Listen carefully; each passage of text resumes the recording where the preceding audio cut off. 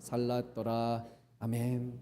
네, 오늘도 하나님을 예배하기 위해서 교회로 나오신, 주님의 몸된 교회로 나오신 우리 사랑하는 성도 여러분 한 사람 한 사람 하나님께서 오늘 함께 하시고 우리에게 큰 은혜 더하여 주시기를 간절히 소망합니다. 우리 서로를 반갑게 또 바라보며 인사하겠습니다. 한 주간 수고하셨습니다. 먼저 서로 한번 인사하고요. 오늘 하나님이 주시는 은혜로 다시 한번 회복받기를 원합니다. 하나님이 우리와 함께 하실 줄로 믿습니다. 네, 오늘 우리가 나눌 말씀 열왕기하 말씀입니다. 오늘부터 약 한 달 반 동안 열왕기하 말씀을 우리가 나눌 텐데요. 정말 이 말씀을 우리가 한자 한자 묵상하면서 또 주일만 묵상하는 것이 아니라 우리가 매일 성경에 읽기에 따라서 매일마다 또 이 말씀을 묵상할 텐데요. 하나님이 이 말씀을 통해서 정말 오늘 우리가 하나님을 믿는 사람으로 정말로 하나님이 살아계심을 믿고 있는지 또 그분의 도우심을 우리가 온전히 구하고 있는지 다시 한번 우리의 믿음을 살펴보면서 정말 이 시간을 통해서 살아계신 하나님을 만나고 우리의 삶이 전적으로 하나님 앞에 붙들림 받는 그런 시간이 될 수 있도록 우리 모두 간절히 기도하면서 또 이 말씀을 함께 묵상하시기를 바랍니다. 성경의 말씀을 단순히 지식을 채우기 위한 것이나 또는 어떤 숙제를 하는 것, 그것으로 우리가 말씀을 읽는 것이 아니라 이 말씀이 비록 기록되었지만 이 말씀은 우리를 향한 살아계신 하나님의 음성이고 말씀이라는 것을 우리가 기억을 해야 됩니다. 하나님은 성경을 통해 우리에게 자신의 뜻을 전하십니다. 하나님의 음성을 듣기 원하는 분들이 계신다면 말씀을 묵상하십시오. 그리고 이 말씀이 살아서 우리 귀에 생생하게 들려질 수 있도록 하나님이 하시는 말씀으로 우리가 받을 수 있도록 우리 안에 계신 성령께서 정말 우리를 변화시켜 달라고 또 간절히 구하시면서 주의 말씀을 우리가 온전히 듣고 또 그 말씀에 감화되어서 하나님의 말씀으로 살아가는 저와 여러분 되시기를 소망합니다. 열왕기하 말씀은 무엇에 관한 말씀일까요? 지난주 시간까지 우리가 예레미야서 말씀을 나누었는데 예레미야서 말씀에서는 남유다 예루살렘의 멸망과 포로로 잡혀간 것으로 이제 끝을 맺죠. 열왕기하는요 좀 시기적으로는 그 앞에서부터 시작을 해서 끝을 같이 하게 됩니다. 열왕기하는 이스라엘이 멸망에 이르기까지의 약 400년간의 시간을 다루고 있습니다. 이스라엘 역사를 다루는데 왕을 중심으로 해서 이 역사를 다루고 있습니다. 그래서 열왕기하의 말씀을 나누는 것은 이스라엘의 멸망이 근간이 되는 것을 다루는 것이라 우리는 할 수 있습니다. 우리가 학교에 가면 또 학교에서도 정규 과목으로 우리 학생들이 이제 역사를 배우잖아요. 우리는 역사를 중시하죠. 또 역사를 계속해서 공부하는 이유가 있는데 그 이유는 역사를 통해서 우리의 과거의 실수를 우리가 다시 보고 또 과거에 성공했던 것을 우리가 보면서 오늘 현재를 또 앞으로의 미래를 어떻게 살아갈지 우리 현안을 얻기 위해서 우리가 배우는 것 아닙니까? 뿐만 아니라 우리가 누가 봐도 뻔한 실수임에도 불구하고 뻔한 함정에도 계속해서 넘어지는 우리의 사람들의 연약함, 우리의 인간의 본성과 우리의 행동을 보면서 우리가 우리 자신에 대해서 더 깊이 또 이해하는 그런 유익이 있지 않습니까? 우리가 열왕기하 말씀을 나누는 것도 또 우리가 열왕기하 말씀을 통해서 기대하는 바도 이와 어느 정도 결을 같이 합니다. 하나님을 온전히 신뢰했던 왕 그리고 그의 치하에서 하나님을 경배했던 하나님의 백성들 또는 하나님에게서 떠난 왕의 삶과 또 그 통치하에서 하나님을 잊어버렸던 그런 백성들의 이 양쪽의 삶을 우리가 보면서 우리가 많은 영적인 교훈을 얻을 수 있습니다.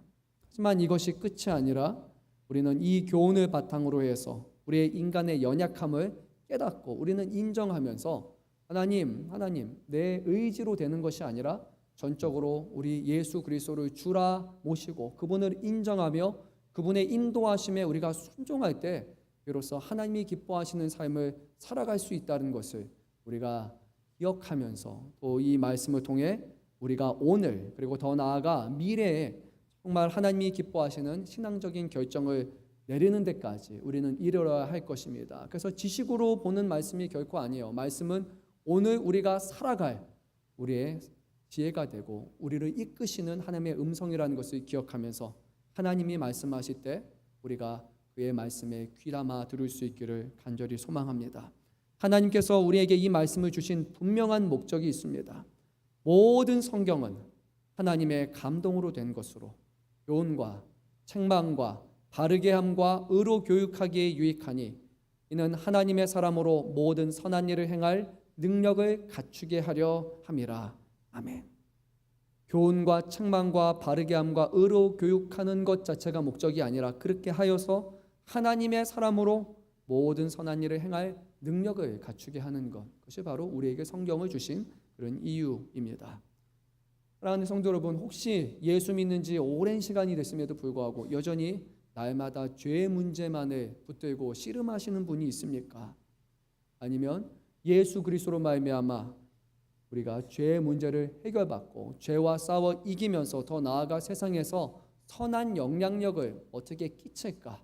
정말 이것을 놓고 하나님 앞에 기도하고 하나님의 기뻐하시는 뜻을 따라 살아가시는 분들이 계십니까? 여러분, 이 둘 중에 여러분은 어떤 분이 되시기를 원합니까?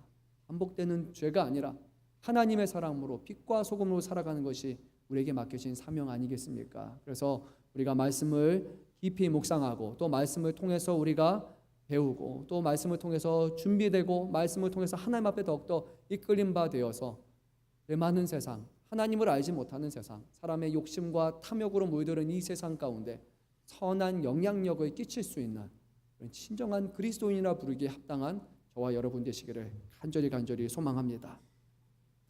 열왕기상의 마지막 장인 열왕기상 22장은 아합 왕의 죽음과 또 그의 아들 아하시아가 이제 왕위로 등극하는 것으로 끝을 맺습니다. 그리고 나서 이 열왕기상 마지막에 아하시아가 어떤 사람인지에 대해서 간단하게 요약을 하는데요. 그는 하나님을 경배했던 사람이 아니라 오히려 바알을 예배하는 사람이었고 그것이 하나님께 노여움이 되었다라고 성경은 그렇게 말씀을 끝을 맺습니다. 그리고 오늘 이어지는 열왕기하 1장 1절 말씀에서는 이제 아하시아 왕의 아버지 아합 왕이 죽은 후에 그동안 이 북이스라엘을 섬겼던 모압이 이스라엘을 배반한 사실을 언급하는 것으로 말씀이 시작을 합니다. 모압의 배신에 대한 이야기는 그런데 1절 다음에 2절 이렇게 계속해서 말씀해 주는 것이 아니라 1절에서 탁 등장한 다음에 갑자기 3장에 가서야 이 모압이 배신한 그 연유에 대해서 말씀을 합니다. 그 이유에 대해서 한번 곰곰이 생각해 보면 왜 3장 가서 시작하시지 1장 1절에서 시작하시고 3장에 갔을까? 아니면 1장 1장에서부터 쭉 내리 이렇게 설명해 주시면 좋을 텐데 왜 갑자기 한 절만 말하고 3장에 갈까? 이런 생각이 의문이 들게 될 텐데요. 좀 말씀을 곰곰이 생각해 보니까 이것을 우리에게 전하시는 것 같아요. 지금 이스라엘의 당시의 상황이 어떤가?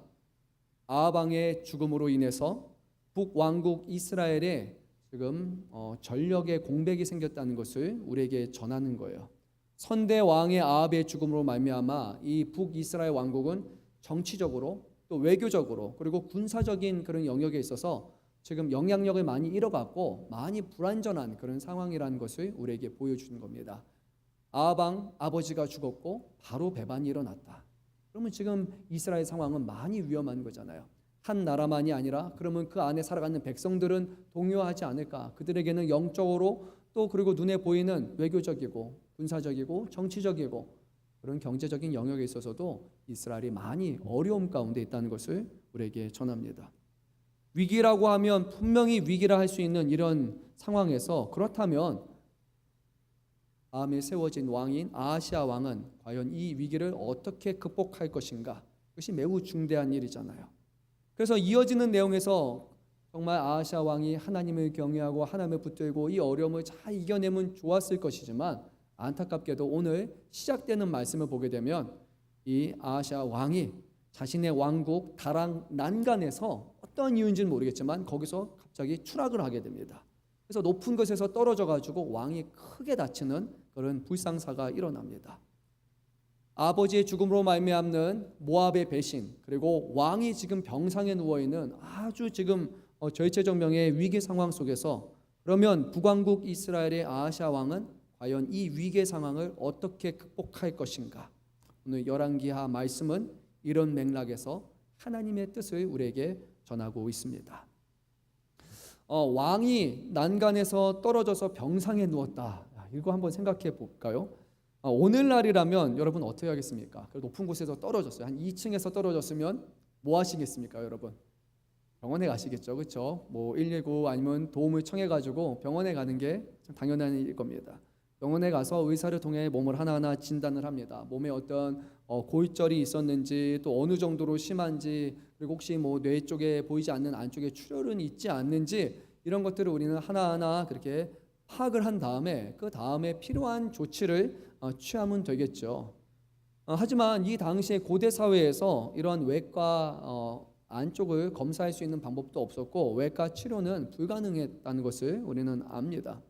그래서 어떻게 해야 되는가? 몸이 기적적으로 스스로 낫기를 바라거나 아니면 어떤 신적인 능력 아니면 기적이라 부를 수 있는 것에 기대어서 지금 기댈 수밖에 없는 그런 상황입니다. 왕이 할 수 있는 최선은 무엇이었을까? 이 아하시아 왕이 곰곰이 생각한 다음에 그가 내린 결론은 이것이었습니다.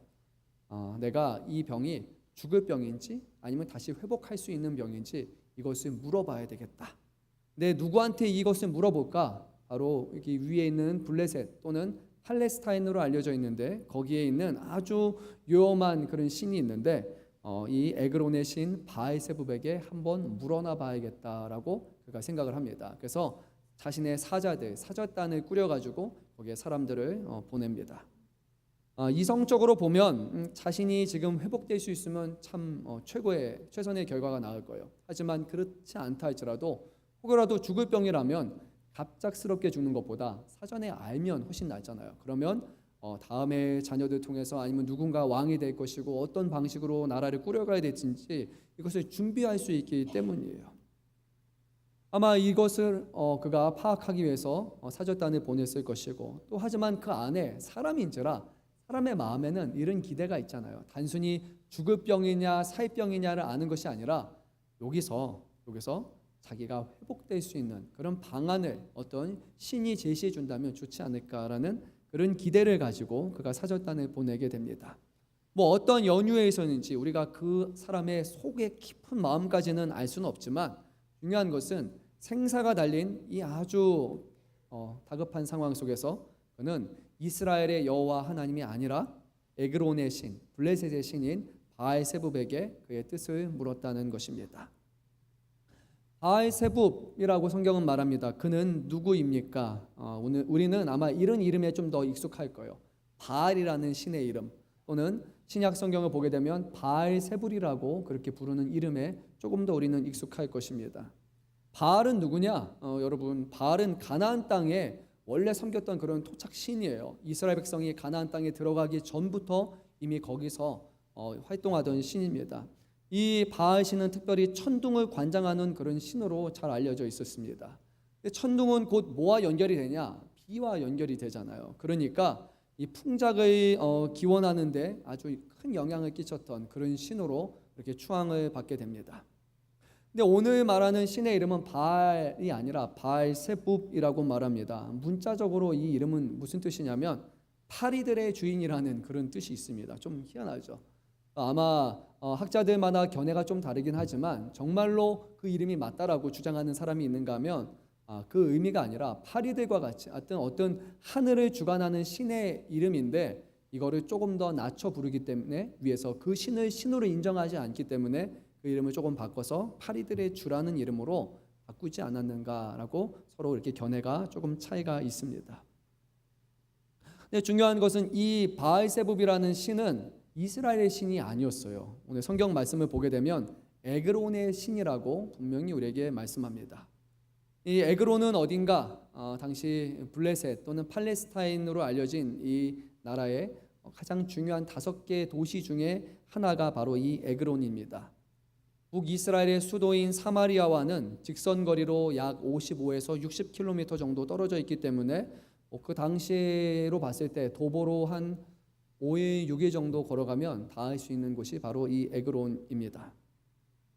아하시아 왕은 자신이 지금 병상에 누워있는 상황에서 이스라엘을 애굽에서 구원해 주신 여호와 하나님께 뜻을 물어본 것이 아니라 한 며칠이 걸리는 그 에그론으로 사절단을 보내서 바알세붑이라는 신의 뜻을 물었던 것입니다. 그럼 우리가 갑자기 사고가 나거나 다급한 상황에 처하게 되면 우리가 연락을 취하는 사람들이 있어요. 주로 우리가 누구에게 연락을 합니까? 생각해 보니까 가장 가까운 사람, 우리 가족들에게 먼저 연락하지 않습니까? 몸이 어디 힘들거나 아프거나 다치게 되면 자녀들은 부모님께 연락을 해서 지금 어려운 상황에 놓였다고 얘기를 하죠. 부모님들은 또 자녀들에게 이런 처지가 이르니까 도와줄 수 있겠니? 시간을 내줄 수 있겠니? 병원에 같이 가줄 수 있겠니? 라고 그렇게 얘기하기 따름이죠. 또 형제와 자매, 기본적으로 가장 가까운 사람인 가족들에게 도움이 청하는 것이 맞을 거예요.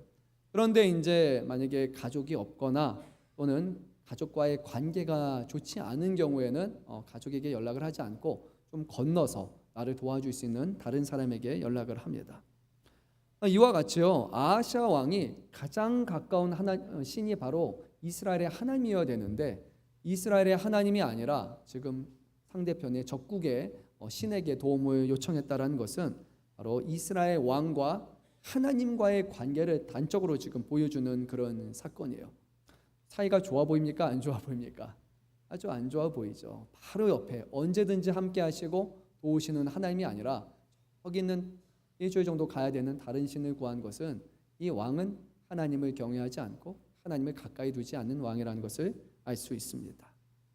사랑하는 성도 여러분, 한번 물어보겠습니다. 여러분들은 어려운 상황에 처하게 되면 누구에게 가장 먼저 도움을 청합니까? 여러분의 가족들에게 도움을 청합니까? 그리고 조금 더 우리는 믿음의 사람이기 때문에 한 번 더 좀 더 깊숙이 나아가야 돼요. 이 어려운 상황 앞에 우리는 하나님께 기도하고 있습니까? 우리의 문제라는 것이 생기게 되면 그 문제라는 것을 봤을 때 거기서 하나님이 차지하는 자리가 어디입니까? 하나님이 차지하는 위치가 제일 처음이십니까? 아니면 중간입니까? 아니면 제일 마지막입니까? 아니면 하나님이 아예 거기에 상관없는 그런 하나님이십니까? 우리가 언제 하나님을 찾느냐에 따라서 하나님과 우리의 관계가 어떤지를 잘 알 수 있습니다. 만약에 차 사고가 딱 났어요. 그 순간 도와줄 사람에게 연락하기 전에 먼저 하나님, 어려운 사고를 당하게 됐는데 주님, 이곳에서 모든 것이 하나님의 뜻 가운데 이루어지기를 원합니다. 사람들과 지금 내가 크게 다치지 않고 이렇게 살아있는 것도 정말 하나님의 은혜이고, 그리고 마지막까지 이루어지는 모든 과정에서 하나님의 자녀답게 또 하나님을 신뢰하는 사람답게 하나님의 기뻐하시는 뜻을 쫓아서 이 일들을 다 하나하나 할 수 있도록 주님께서 함께하여 주시고 나에게 지혜를 더하여 주옵소서, 하나님께 모든 것을 맡깁니다 라고 하면서 이렇게 기도를 하는 사람이 있는가 하면, 아니면 막 보험사 연락해서 문제를 했다가 이게 생각보다 일이 잘 안 풀리게 되면 그제서야 하나님께 찾습니다. 하나님, 지금 상황이 좀 어렵게 됐는데 하나님만이 해결하실 수 있으니까 하나님 지금 도와주십시오라고 얘기하는 사람이에요. 아니면 그냥 아예 하나님을 찾지 않습니다. 그냥 뭐 이런 거 굳이 하나님 앞에 말할 필요가 있어, 하나님은 알아서 해주시겠지라고 하지만 실제로는 알아서가 아니라 하나님과 상관이 없는 거예요. 말이 알았어요. 그렇게 그냥 하는 분들도 있는 것 같습니다. 하나님이 우리에게 있어서 어디에 위치하고 있습니까? 우리 한번 생각해 봐야 합니다. 우리 본문의 3절 4절 말씀을 읽도록 하겠습니다. 여호와의 사자가 디셉 사람 엘리야에게 이르되 너는 일어나 올라가서 사마리아 왕의 사자를 만나 그에게 이르기를 이스라엘의 하나님이 없어서 너희가 에그론의 신 바알세붑에게 물으러 가느냐? 그러므로 여호와의 말씀이 내가 올라간 침상에서 내려오지 못할지라 내가 반드시 죽으리라 하셨다 하라. 엘리야가 이에 가니라. 아멘. 그런데요, 지금 아하시아 왕이 에그론에 사절단을 보내는데 그때 이스라엘의 하나님이신 여호와께서 침묵하지 아니하시고 거기서 바로 개입을 하십니다. 이게 상당히 중요한 내용이에요. 하나님은요, 살아계신 하나님이에요.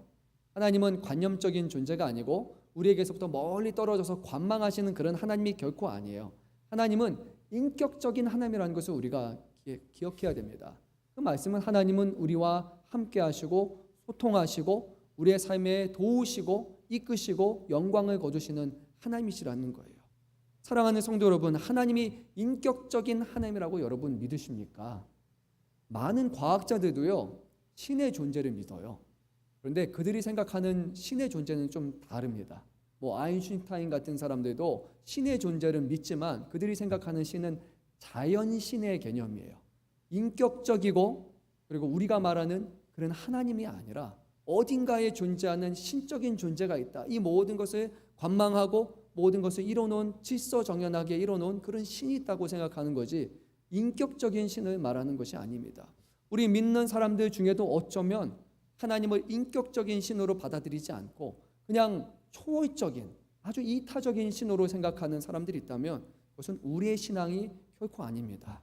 우리의 신앙은 하나님이 살아계시고 그의 백성들 가운데 거하신다는 것이 우리의 신앙이고, 우리의 신앙은 살아계신 하나님이 그의 자녀들을 사랑하셔서 자녀들이 있는 이 땅에 친히 오셔서 우리를 구원하셨다라는 것이 바로 우리의 신앙입니다.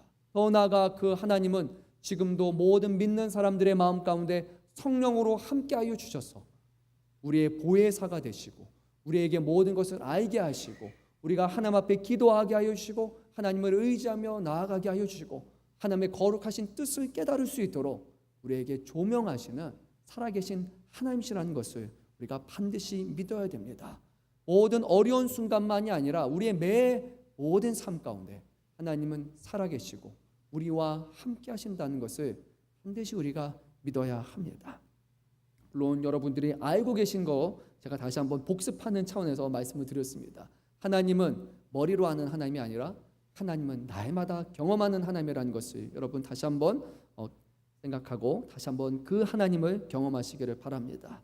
이제 여호와 하나님께서 자신의 사자 곧 천사를 이제 엘리야에게 보내셨습니다.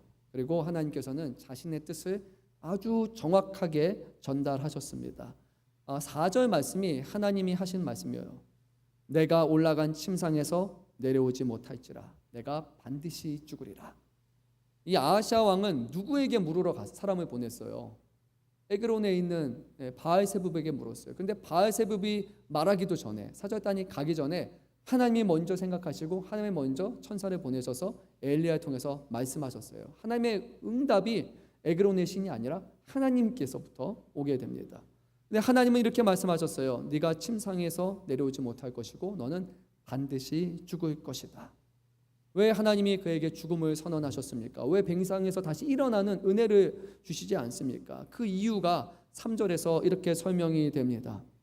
이스라엘에 하나님이 없어서 너희가 에그론의 실 바알세붑에게 물으러 가느냐. 그것이 그 연유였습니다.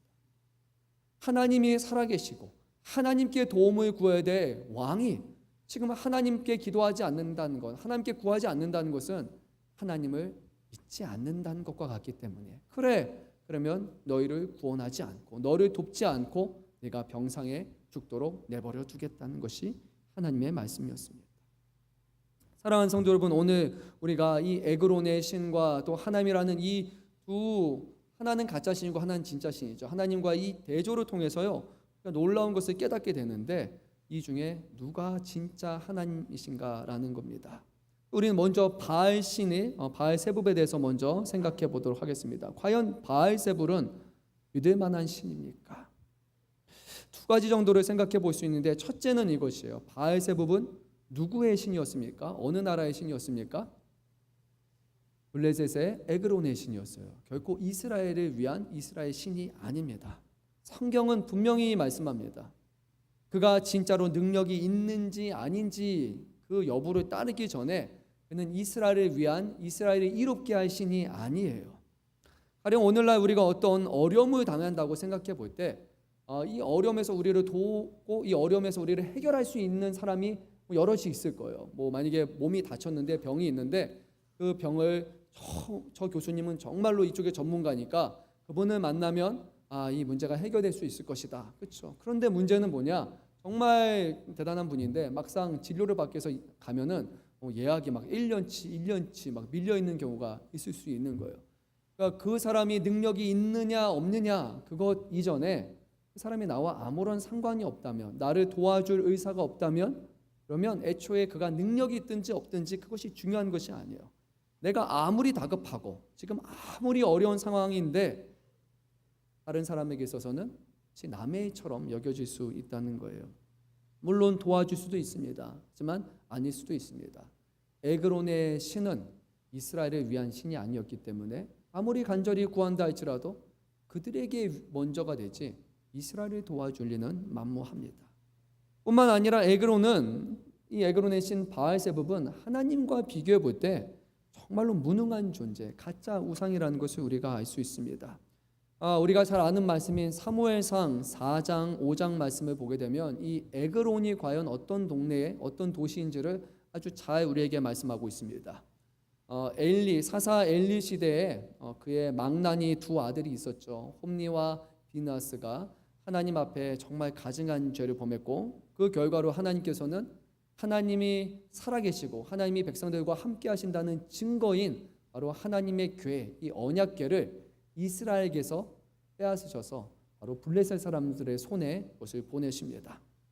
블레셋 사람들이 전쟁에서 승리했고 하나님의 언약궤를 빼앗았어요. 그 다음에 어디로 제일 먼저 갔냐면 이 블레셋의 아스도치라는 그런 도시로 먼저 갑니다. 그리고 거기서 가장 중요한 자리에 놓습니다. 그들이 섬기는 다곤의 신전에다가 여호와의 법궤를 다 놓습니다. 그들의 신 우상 옆에 같이 놔요. 그런데 다음날 어떤 일이 발생했습니까? 그들이 섬기는 신이 갑자기 여호와의 법궤 앞에 엎드려서 절하고 있는 거예요. 아니, 다곤 신을 섬기던 제사장들이 얼마나 놀랐겠어요. 그래가지고 불이 나게 그 다곤 신을 다시 이렇게 원상복귀해서 이렇게 딱 세워놓습니다. 근데 그게 끝이 아니었어요. 다음날 일찍 다시 한번 가보니까 어제처럼 엎드려 있는데 더 큰 문제가 발생했어요. 몸뚱이만 남아있고 머리도 잘라져 있고 솜니 다 잘라져 가지고 그거는 문 지방에 놓여 있는 거예요. 그래서 사람들이 너무 놀라겠죠. 이 신이 여기 있으면 우리에게 좋을 것이 없겠다 하고 사람들이 깨닫습니다. 그리고 나서 바로 이 아스도 지방에 바로 하나님이 징계가, 하나님의 심판이 임합니다. 거기에 재앙이 몰아닥치게 됩니다. 그러고 나니까 이제 이 아스돗에 있는 사람들이 안 되겠다. 이 여호와의 법궤를 다른 데로 옮겨야 되겠다라고 결정을 해서 결국 다른 도시인 가드라는 곳으로 이것을 보내버리고 맙니다. 근데 가드에서 또 문제가 발생했어요. 거기에 또 재앙이 일어납니다. 그래서 가드 사람들이 우리도 안 되겠습니다. 이거 다른 곳으로 보내십시오라고 합니다. 그래서 결국 어디로 보내기로 결정하냐면 바로 오늘 본문에 해당하는 에그론으로 보내기로 결정한 거예요. 근데 에그론 사람들이 난리를 쳤습니다. 펄펄 뛰었어요. 우리를 다 죽이려 하느냐? 절대 여호와의 법궤는 이쪽에 올 수 없다. 그래서 결국 에그론 사람들이 이거를 틀어막고, 그리고 어떻게 하냐? 회의 끝에 다시 이스라엘로 돌려보내다라고 그렇게 결정을 합니다. 오늘 에그론이 바로 본문의 에그론이에요. 에그론 사람들은 여호와 하나님께서 어떤 하나님인지를 이미 아는 사람들이에요. 자기의 신보다 크시다라는 것도 알았고 하나님의 신이 우리에게 재앙을 일으킬 만큼 두려운 신이라는 것을 그들은 알았어요. 그런데 문제는 정작 이방에 있는 사람들은 알았지만 이스라엘의 왕은 하나님을 몰랐다는 겁니다. 그 하나님이 어떤 분인지, 얼마나 두려우신 분인지, 얼마나 능력이 있으신 분인지 인정하지 않았다는 거예요.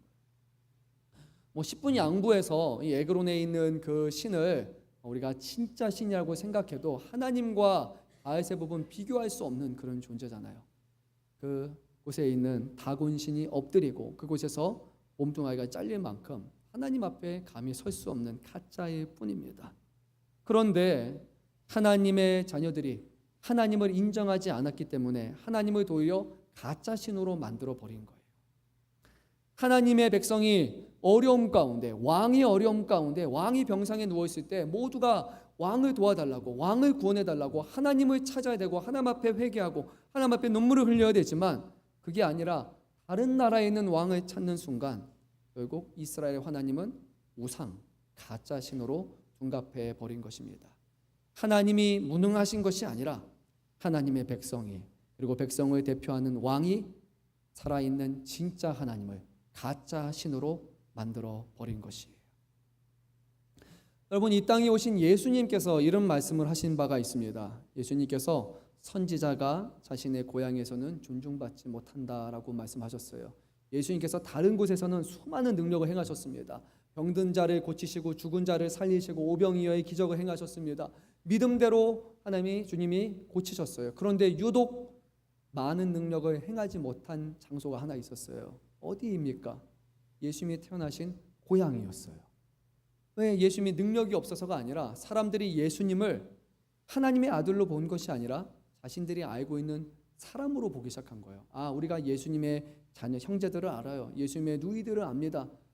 그러니까 어떻게 하나님의 아들입니까? 인정하지 않는 그곳에 하나님의 기적의 역사는 많이 나타나지 않게 됩니다. 예수님이 능력이 없으셔서가 아니라 그 고향 사람들이 예수님을 하나님의 아들로 인정하지 않았기 때문에 그곳에 많은 역사가 낫지 않은 걸 보게 됩니다. 요약하면 바알세불은 하나님보다 능력이 없는 가짜 신일 뿐만 아니라 이스라엘에 전혀 관심 없고 무관한 존재라는 것이에요. 근데 하나님은 이와 정반대이십니다. 우리 말씀을 한 번 더 잘 곰곰이 생각해 보면 좋을 것 같은데요. 자, 아하시아 왕이 에그론의 바알세불의 도움을 구하기 위해서 사자를 보내야만 했습니다. 맞죠? 따라오고 계십니까? 사절단을 보내야지만 됐어요. 그래야 에그론의 신이 얘기해 줄 수 있는 거예요. 그래, 병에서 나을 수 있고 아닐 수도 있어 라고 가르쳐 줄 수 있는 거예요. 그런데 하나님은 어땠을까요? 과연 이 아하시아 왕이 하나님의 도우심을 구하기 위해서 제사장이 가서 물어봤습니까? 선지자에게 물어봤습니까? 그렇지 않았습니다. 에그론의 신 바알세불은 물어봐야 가르쳐주는 신인데 여호와 하나님은 물어보기 이전에도 자신의 사자를 보내셔서 자신의 뜻을 가르쳐주시는 하나님이세요. 명확한 대조가 여기서 일어나는 거예요. 누가 진짜 하나님입니까? 살아계신 하나님이잖아요. 물어보기도 전에 아시고 먼저 말씀하시는 하나님이 진짜 하나님이 아닙니까? 그런데 안타깝게도 진짜를 놔두고 가짜게 물어보는 거예요. 여러분 다니엘서 말씀을 기억하십니까? 다니엘서 2장 말씀을 보면 거기에 바벨론의 느부갓네살 왕이라고 하는 대단한 왕이 있는데 그 왕이 어느 날 하루는 꿈을 꾸게 돼요. 근데 그 꿈을 인해서 나중에 번민에 빠지게 됩니다. 그래서 잠을 이루지 못해요. 왜냐 하니까 그 꿈의 내용이 뭔가 있었는데 정확하게 생각이 나지 않는 거예요. 그래서 근데 이 꿈이 아주 중요한 꿈이라는 것을 그가 알아요. 그래서 반드시 이 꿈을 통해서 신이 뭔가 말하는 것 같은데 내가 이 꿈을 알아야 된다. 안 그러면 정말로 문제가 일어날 것 같다. 그가 생각하게 돼요. 그래서 이 왕이 자신의 나라에 있는 지혜자들을 다 몹니다. 뭐 용하다고 하는 마술가들, 주술가들, 점쟁이들, 점성가들, 현자라고 말하는 사람을 죄다 다 모았어요. 그리고 나서 거기서 말합니다. 왕이 내가 꿈을 꾸었는데 그 꿈이 뭔지를 알 수가 없어서 정말 답답하다. 그러니까 나에게 꿈을 가르쳐 달라라고 해요. 그러니까 이 사람들이 뭐라냐면 왕이요, 그러면 당신의 꿈이 뭔지를 우리에게 얘기해 주세요. 그러면 우리가 그 꿈에 대한 해몽을 하겠습니다. 우리가 해석하겠다고 얘기를 하는 거예요. 근데 왕이 뭐라고 말합니까? 왕이 아니야. 너희에게 내가 요구한 것은 꿈과 꿈에 대한 해몽이지 내가 꿈을 얘기해 주면 너희가 답을 주는 게 아니야. 너희 지금 이렇게 말하는 거 잘 생각해 보니까 대충 시간 벌려고 하는 거 아니야. 내가 꿈을 말해주면 요리조리 맞춰가면서 이러니 저러니 하면서 너희들이 대충 상황 껴맞춰 가면서 그래서 말이 되게끔 하려고 하는 거 아니야? 니들이 진짜라면 내가 어떤 꿈을 꿨는지를 말해라. 그래야 너희가 진짜가 아니냐. 그러면 너희가 꿈을 해몽할 수 있다는 것도 내가 믿겠다라고 그렇게 왕이 말합니다. 여러분 어떻게 생각되십니까? 좀 억지처럼 느껴지십니까? 보통 우리가 얘기를 해줘야 그거에 대한 답을 하잖아요. 근데 이 왕은 그러지 않았어요. 근데 이 왕의 논리도 나름 되게 탄탄해요. 타당합니다. 몰라서 하는 소리가 아니에요. 너희가 진짜 능력자라면, 너희가 정말 신의 어떤 지식을 가진 그 정도의 능력자라면 내가 말하지 않아도 이미 알아야 되겠냐? 그 정도 할 수 있게 되겠냐? 그 정도가 돼야 내가 이게 바른 해석이고 바른 해몽이라고 믿겠다라고 이렇게 말한 겁니다. 그래서 이들이 말했습니다. 그것을 할 수 있는 사람은 하나도 없습니다.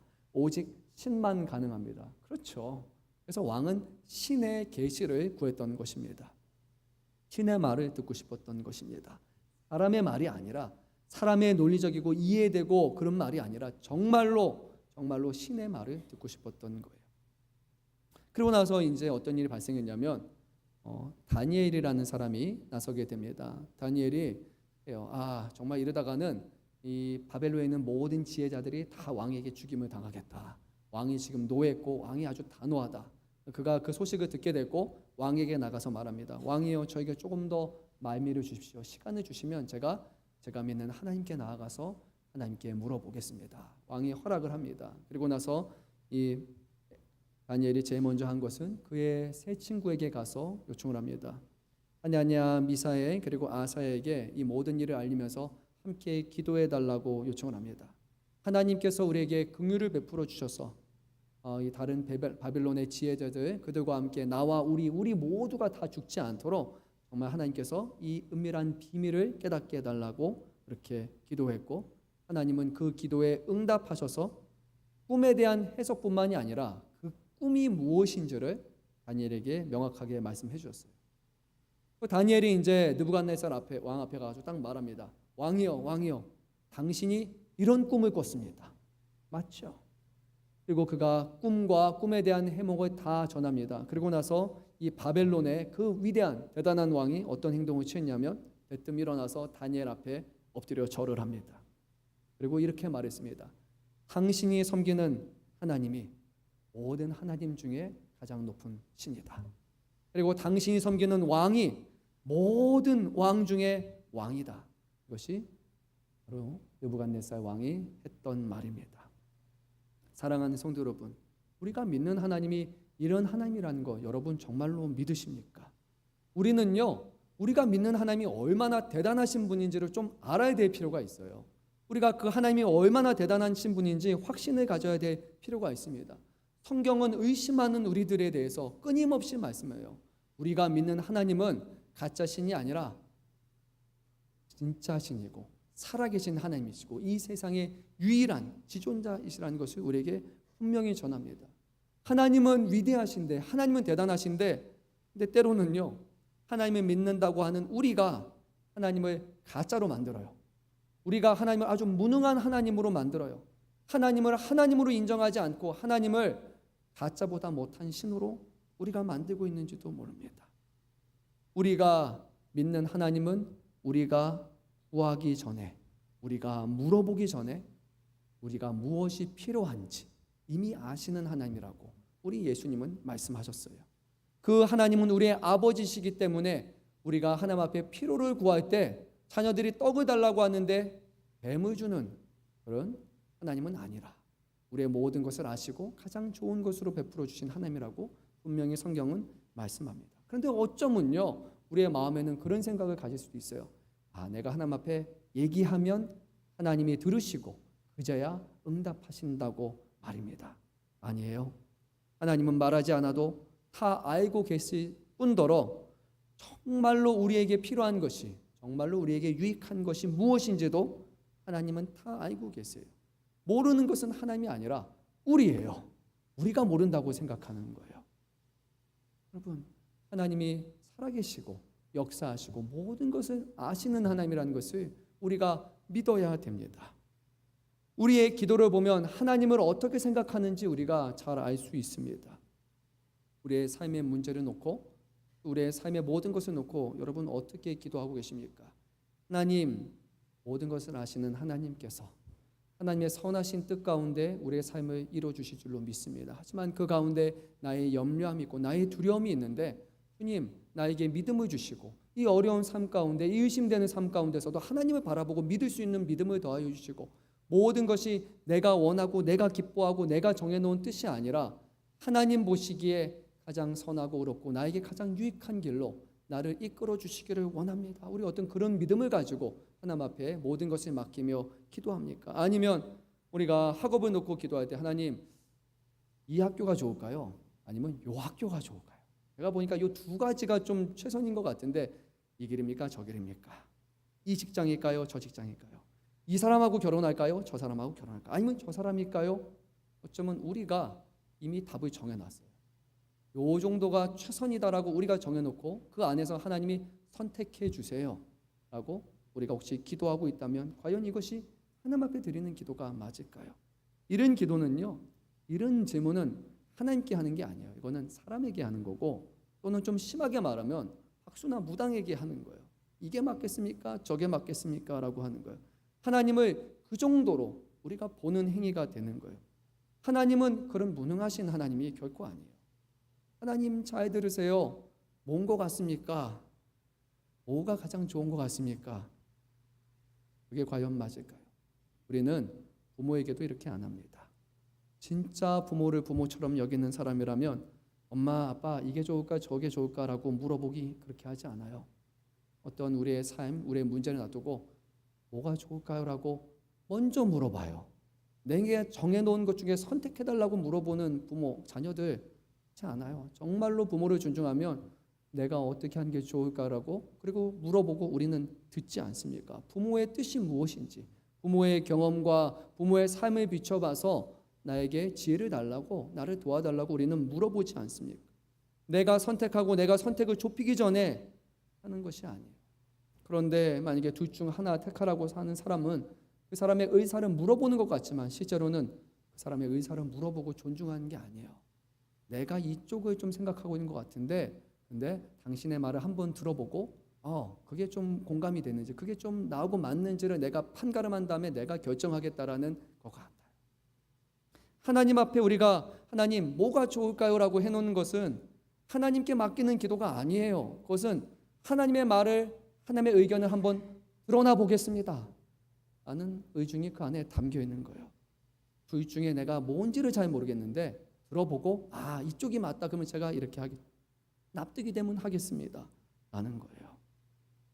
이 두 가지, 세 가지 우리가 정해놓은 것을 놓고 기도하는 중에 그래요. 우리의 마음이 자꾸 한쪽으로 기울어요. 그리고 하나님 앞에 기도하면서 맞아요. 하나님 뭐가 맞을까요? 그리고 사람들의 의견도 계속 물어봐요. 이런저런 노력하면서 기도해요. 그러던 중에 자꾸 마음이 한쪽으로 쏠려요. 그러면서 우리는 생각해요. 이게 하나님이 주시는 마음 같다고. 물론 그럴 수도 있어요. 하나님은 그렇게도 응답했어요. 우리가 한쪽을 바라볼 수 있도록 우리의 마음을 주세요. 그런데 때로는 선택사항이 그 안에 없을 수도 있어요. 하나님의 뜻은 그 안에 없어요. 하나님이 원하시는 것은 그 우리가 정한 거에 없어요. 그런데도 우리가 마음이 한쪽으로 계속 쏠리면서 사람들에게 말해요. 내가 이 일을 놓고 이 둘 중에 하나님 앞에 물어봤고 내가 기도했고 하나님이 자꾸 이쪽을 생각나게 하셨어. 그래서 이것이 하나님의 뜻인 것 같다라고 말한다면 잘 생각해 봐야 돼요. 그것이 정말로 하나님의 뜻인지 아니면 내 마음대로 내가 정한 것인지를 생각해 봐야 합니다. 기도하는 중에 한쪽이 생각나게 하고 일이 잘 풀려요. 그러면 하나님이 살아계신다고 내가 하나님이 원하는 길을 잘 선택했다고 그렇게 말해요. 또 그렇지 않으면 왜 내가 기도했는데 하나님 왜 응답하지 않고 나를 도와주시지 않았냐라고 그렇게 하나님을 원망하고 때로는 하나님 살아계시지 않는다고 우리가 하나님이 어떤 분인지를 스스로 정하고 있다면 그것은 성경 어디에서도 말하는 내용이 아닙니다. 하나님은 또는 우리가 하나님 앞에 드리는 기도는 쪽집게 같은 정답을 구하는 행위가 결코 아니라는 것을 여러분 기억하셔야 됩니다. 기도는 하나님께 모든 것을 아뢰는 행위입니다. 기도는 우리의 모든 것을 아시는 하나님께 우리의 모든 삶을 아뢰며 하나님의 뜻이 무엇인지 하나님이 기뻐하시는 뜻이 무엇인지 하나님의 뜻을 듣는 시간이 바로 기도라는 것을 기억해야 돼요. 우리 인간의 부모들을 한번 예를 다시 한번 들어보겠습니다. 부모와 자녀의 관계가 좋으신 분들, 부모가 자녀들이 부모를 존경하는 분들은요 아마 보통 이럴 겁니다. 시시콜콜한 것도 얘기해요. 엄마 아빠 나 오늘 학교에서 이런 일이 있었는데 나 오늘 직장에서 이런 일이 있었는데 이런 것들이 있었는데 내가 누구를 만났는데 라면서 일상의 대화를 하면서 소통을 하려는 부모가 있어요. 자기의 모든 것을 그냥 아뢰고 얘기를 하는 부모가 있어요. 나 이런 일이 있어서 저런 일이 있었어. 그리고 부모님이 하는 거에 대해서도 귀를 듣고 귀담아 듣는 사람들이 있어요. 그런데 좀 다른 자녀들도 있어요. 제가 예전에 좀 그랬던 것 같은데요. 이럽니다. 일이 생겨야지만 전화해요. 일이 생겨야지만 부탁하기 위해서 전화하는 거 있어요. 근데 이렇게 말합니다. 내가 이거 하려고 하는데 도와줘. 내가 이거 하려고 하는데 도와줘. 내가 정해놨어요. 이게 최선이에요. 그리고 부모의 영역은 이거예요. 여기서 도와주는 것이 부모의 영역이에요. 그게 어떻게 부모입니까? 그것이 어떻게 부모를 존경하는 사람들의 행동입니까? 이거는 후원자, 도움을 달라고 요청하는 것과 같잖아요. 부모를 존경하는 자녀는요, 정한 것이 아니라 이 중에 하나를 택하거나 그게 아니라 모든 것을 아뢰고 모든 것을 맡기고 모든 일에 부모의 말을 귀담아 듣는 사람, 따르는 사람이 부모를 정말로 존경하는 사람 아닙니까? 여러분은 이 둘 중에 어떤 자녀가 나를 존경하고 존중하는 자녀라고 생각하겠습니까? 너무나 당연한 것 아닙니까? 필요할 때만 연락하는 자녀가 아니라 모든 일을 함께 나누고 모든 일을 함께 공유하고 모든 일에 도움을 구하고 모든 일을 같이 가는 자가 진정한 부모와 자녀가 아닙니까? 하물며 하나님의 자녀들의 기도는 어때야 하겠습니까? 내 힘으로 할 만큼 다 하고 안 되면 그제서야 도와주세요. 이거 중에 모르겠어요. 그런 기도가 아니에요. 모든 일의 그 시작부터 하나님이 우리의 아버지 되시고 우리의 모든 것을 아시는 주권자이시라는 것을 인정하면서 또 하나님께서 우리에게 선한 것, 가장 좋은 것을 베풀어 주심을 알면서 하나님 앞에 기도하는 거예요. 기도하는 것을 통해서 주님의 말씀에 귀담아 듣는 거예요. 그리고 그 말씀에 순종하는 거예요. 그리고 그 말씀을 붙들고 바른 길로 살아가기 위해서 힘쓰는 사람들이에요. 당장의 문제 해결이 목적이 아니라, 당장의 좋은 결과가 목적이 아니라 모든 과정 중에 함께 하시는 하나님을 하나님으로 인정하며 내 생각에는 맞지 않는 것 같다 할지라도 하나님이 기뻐하시는 뜻이고 하나님이 우리에게 말씀으로 주시는 것이라면 하나님이 우리보다 크시고 나는 나를 믿을 수 없지만 하나님을 믿는다라는 확신 속에서 하나님의 말씀을 붙들고 그리고 하나님의 선하심을 구하며 오늘 영광을 드러내기 위해서 살아가는 사람들이 정말로 기도다운 기도를 하는 사람이 아닐까요? 하나님이 함께 하심을 진정으로 믿는 사람은 일희비하지 않습니다. 좋은 일에 감사하지만 좀 삶이 어렵다고 낙심하고 하나님 계시지 않는다고 그렇게 말하지 않아요. 그들은 궁극적인 목표를 향해서 나아가는 삶이에요. 정말로 현재 고난, 현재의 어려움에도 낙심할 것이 아니라 하나님이 함께 하심을 믿고 신 가운데 살아가는 거예요. 때로는 하나님의 뜻을 구하다가 우리가 그것을 온전히 깨닫지 못해서 잘못된 선택을 할 수 있어요. 왜 아닙니까? 그런 선택을 우리는 많이 합니다. 하지만 과거에 잘못했던 것, 과거의 실수를 생각하면서 그때 왜 여기 가지 못했을까? 왜 저기 가지 못했을까? 후회하면서 인생을 살아가는 것이 아니라 그 하나님은 지금도 살아계신 하나님이시기 때문에 나의 과오와 나의 잘못과 나의 어리석음에도 불구하고 그 하나님은 지금도 나에게 가장 선한 길로 인도하시는 하나님이시라고 믿는 그 믿음 안에서 하나님, 오늘 내가 어떻게 하나님의 뜻을 분별하며 하나님의 말씀으로 살아가야겠습니까? 그렇게 하나님 앞에 우리의 삶을 전적으로 맡기고 그리고 그분의 뜻을 분별하기 위해서 이렇게 힘쓰고 온전하신 주님을 바라보는 사람들일 겁니다. 무엇보다 하나님으로 인정하는 사람은 특별한 일에서만 하나님께 기도하는 사람이 결코 아니에요. 매일매일을 하루 모든 삶을 하나님 앞에 맡기는 삶이에요. 하나님의 도우심에 힘입어서 하루하루를 살아가는 삶이에요. 그런 사람들에게는 삶의 몇 가지 일이 기도가 되는 것이 아니라 삶의 모든 일이 기도가 되고 모든 기도가 응답되는 삶을 살아가게 됩니다. 사랑하는 성도 여러분, 하나님 앞에 기도하고 계십니까? 아니면 하나님 앞에 다른 이방신들이나 다른 사람들이 구한 것 같은 그런 기도를 우리가 하고 있습니까?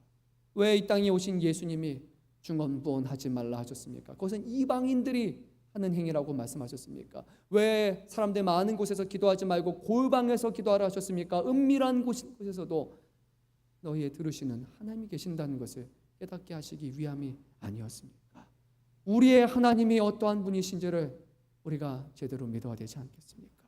하나님은 살아계신 하나님이십니다. 그리고 그 하나님은 우리를 사랑하셔서 우리를 위해서 가장 하나님이 사랑하시는 아들조차도 아낌없이 내어주셨고 지금도 성령을 통해 우리와 날마다 함께 하시며 우리에게 복 주시고 우리로 하여금 이 땅에 하나님의 자녀로 천국의 백성으로 승리케 하시는 살아 역사하시는 하나님이심을 다시 한번 믿으시기를 간절히 소망합니다.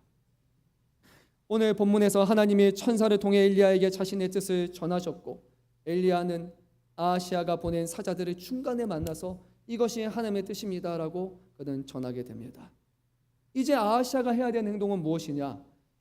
정말 이스라엘 하나님이 진짜군요. 가짜 하나님이 아니라 내가 말하지도 않았는데 하나님은 먼저 알아서 말씀하시는군요.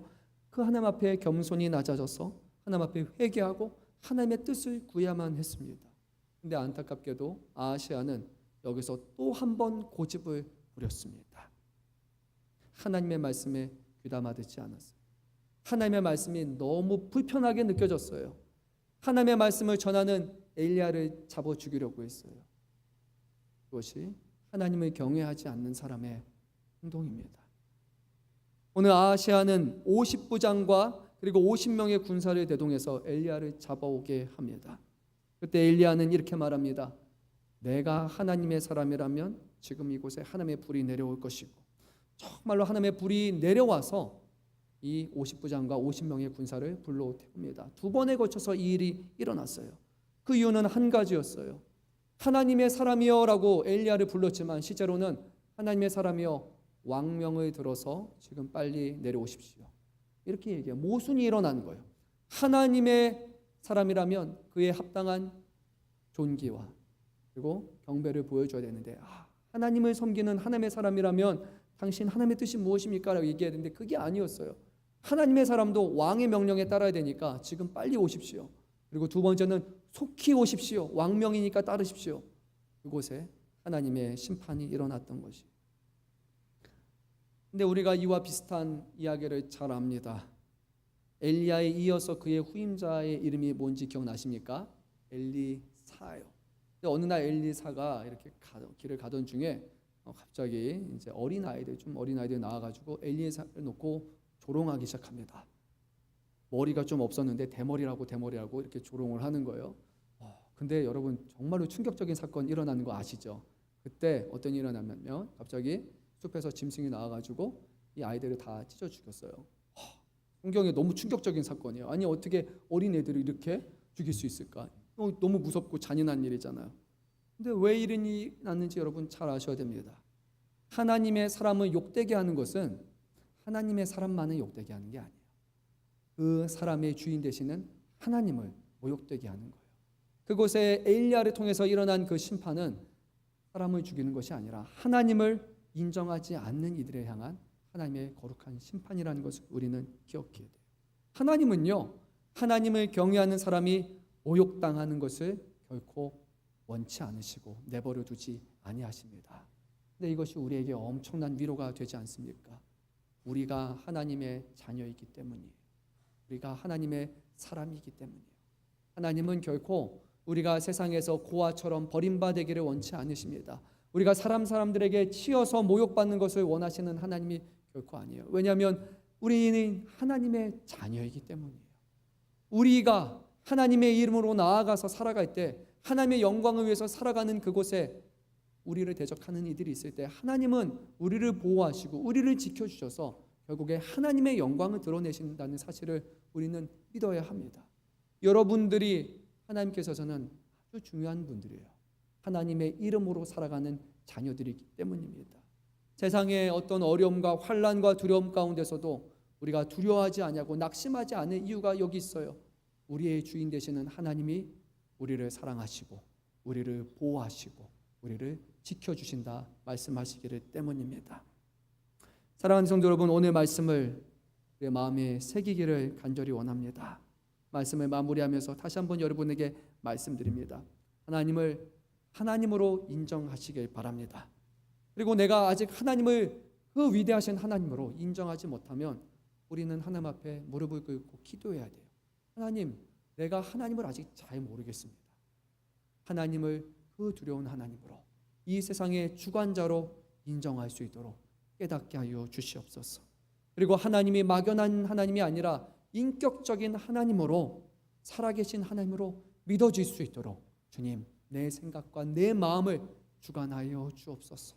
우리는 그렇게 기도해야 돼요. 그리고 내가 이런 믿음으로 살아가고 있다면 하나님, 오늘 내가 아는 하나님, 내가 믿는 하나님을 오늘 삶에 붙들고 세상을 능히 믿음으로 이기는 사람으로 살아가게 하여 주시옵소서. 해마다 우리는 하나님 앞에 기도하며 살아가야 하는 것입니다. 주시는 말씀을 붙들고 우리에게 주시고 허락하시는 믿음을 쫓아서 하나님의 말씀에 순종하며 살아가시기를 바랍니다. 삶에 하나님을 우선순위에 두시기 바랍니다.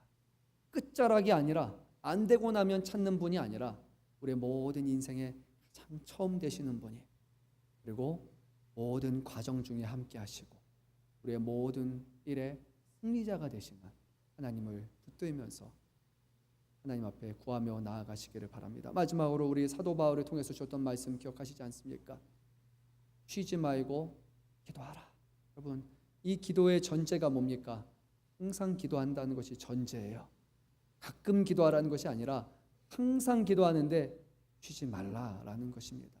기도는 쉼 없이 늘 하나님과 모든 일에 함께하는 것입니다. 쉬지 말고 하나님 앞에 기도하시기를 바랍니다. 특별한 기도가 아니라 우리의 모든 삶이 하나님 앞에 드려지는 기도가 되시기를 간절히 소망합니다. 기도드립니다. 사랑이 많으신 주님,